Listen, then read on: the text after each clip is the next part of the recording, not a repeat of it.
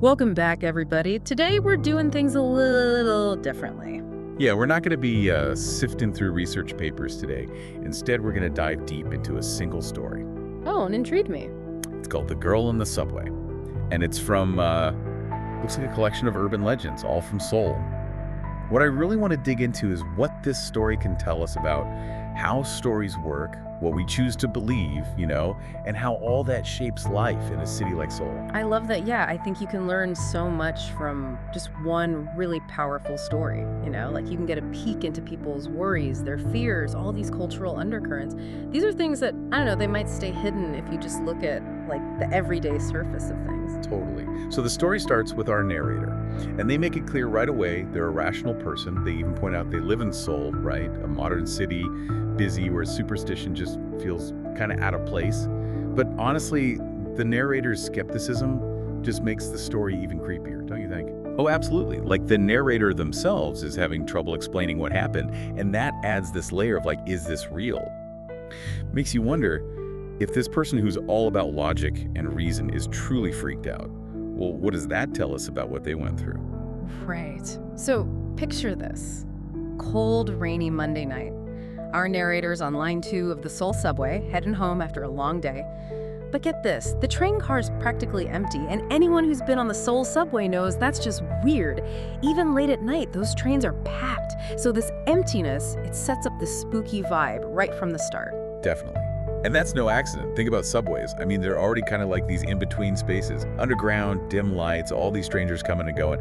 And in the story, that emptiness makes that feeling even stronger. Like you're in this place where normal rules don't matter anymore. Wow, never thought about it that way. But it makes total sense. You're stuck in this metal tube, rushing through the dark. And then, at Sinchon Station, a girl gets on. They describe her as young, wearing a long black coat, hair soaking wet from the rain. At first glance, there's nothing super scary about her, right? But our narrator instantly feels like something's just wrong. It's that feeling, right? The author's not directly saying what's wrong. Yeah. But there are all these little details that make you feel uneasy. Like they say her movements are stiff, unnatural almost. And they emphasize how pale she is. Not just pale, but almost gray. Like all the life's been sucked out of her. It's those little things that really get under your skin, and then there's the way she's just sitting there, staring straight ahead. Not moving, not blinking, just this fixed, empty gaze. Gotta ask, what is it about that kind of stillness that's so creepy? Why does it freak us out? Well, think about it. We're wired to read people, right? Like we look for those tiny changes in expression, those small movements that tell us someone's actually there, present. When someone's not doing any of that, it's like our brain goes, warning, warning, makes us think they're not reacting to the world the way we expect. And that can be super unsettling. Like they're not quite human, right? And to make things worse, the train keeps stopping, Ihwa, Dongdaemun, but no one else gets on. It's still just our narrator and this strange girl in the entire car. Talk about isolated. And that's when our narrator sees something even worse. The dripping, right. And not just water from her wet hair, but something thicker, darker, blood. It's cooling under her shoes, dripping onto the train floor. Okay, gotta admit, that's where I started getting really creeped out. Why do you think the author decided to bring in blood at this point in the story? That's a good question. Up until this point, the story's all about building up that psychological tension. But the blood, that's a smart move. It takes the story from something vaguely creepy to something much more real, much more dangerous. Blood is primal. It evokes, like, injury, vulnerability, even death. It makes you, the listener, confront the possibility of violence, of real danger. Yeah, it's like the author saying, this isn't just in your head anymore, this is real and it could hurt you. And naturally our narrator is totally freaked out, frozen, can't speak, can't move. And then the girl slowly turns her head, looks right at the narrator.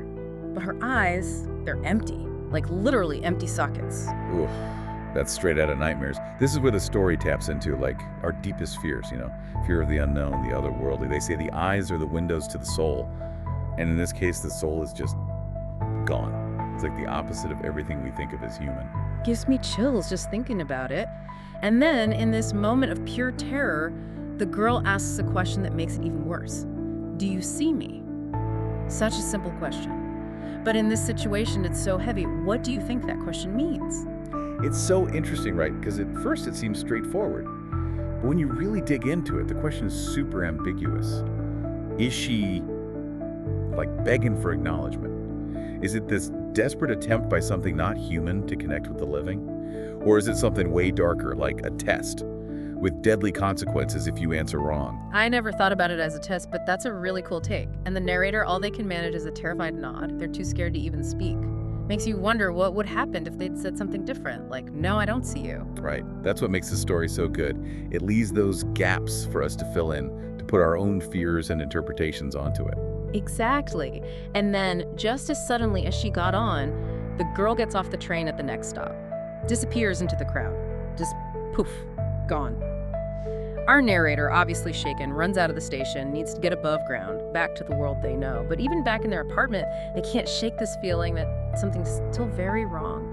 And then they see it, the final chilling detail, bloody footprints on their own shoes. Ugh, that's the twist, the one that really makes this story stick with you. Because now we know what happened down there. It wasn't just in their head. It creates this link between the subway, that weird in-between space, and the narrator's safe place, their home. It blurs the lines, right? It makes you wonder, what's real, what's imagined, and are those boundaries really as clear as we like to think they are? What's even weirder is the story never actually says what the girl was. Ghost, hallucination, something else. It leaves that hanging, makes us, the listeners, face our own beliefs about the supernatural. I think that's one reason why these kinds of stories are so powerful. They tap into this primal part of our brains, the part that looks for patterns, tries to make sense of things we don't understand.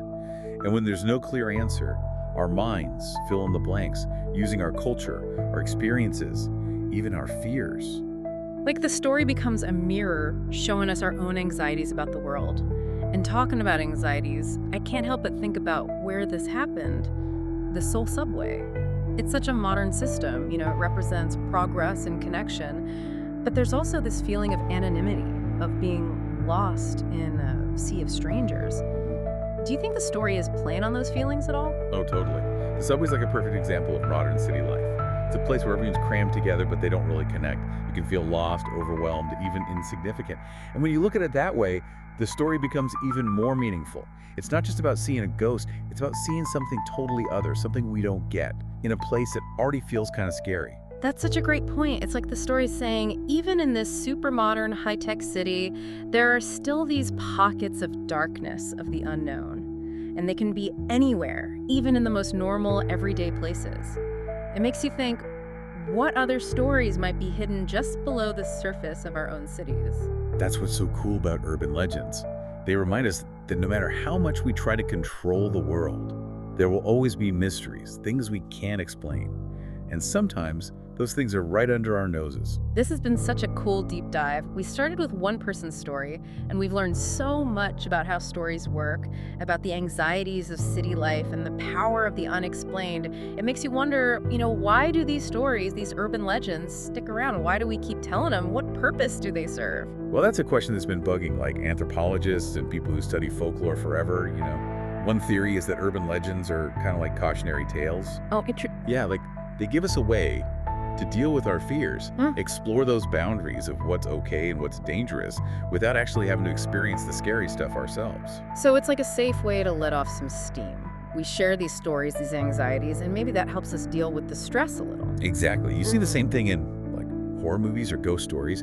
There's a reason we're drawn to those stories, even though they freak us out. Right? They let us face our fears, but in a safe way where we're in control. It's like taking our anxieties for a spin, seeing how they handle in a made-up world. That's a great way to put it. And the fact that these stories are usually tied to specific places, like a certain subway line or a street corner, makes them even more powerful. Like it makes them feel closer, more real. Speaking of specific locations, gotta ask you, if you were in our narrator's shoes, would you ever get back on line 2 after that? Ooh, that's a tough one. Part of me wants to say, heck no. Why risk seeing that again? But then there's this other part of me, like the curious side, that wonders, what if I could see her again? What if I could figure out what she is, what she wants? I think a lot of people would feel that same way. The fear, but also that pull of fascination. Right, and that's exactly why this story is so good. It doesn't give you easy answers. It leaves you with that creepy uncertainty, that feeling that maybe, just maybe, some things just can't be explained. This deep dive has really changed how I think about urban legends. I used to think they were just silly stories, campfire stuff to scare kids, but now I see them as something way more complex, something that shows our deepest fears and anxieties about the world. And I think that's a really valuable takeaway. These stories, even if they're not real, in a literal sense, they tell us a lot about who we are, what we believe in, and what scares us. It's like they give us a look into the mind of, well, everyone in a way. That's a perfect way to put it. So, the next time you hear an urban legend and you're tempted to brush it off as just a silly story, stop and think for a second. What's it really trying to tell you? There might be something deeper going on than you realize. Thanks for joining us on this deep dive into The Girl in the Subway. Until next time, stay curious out there.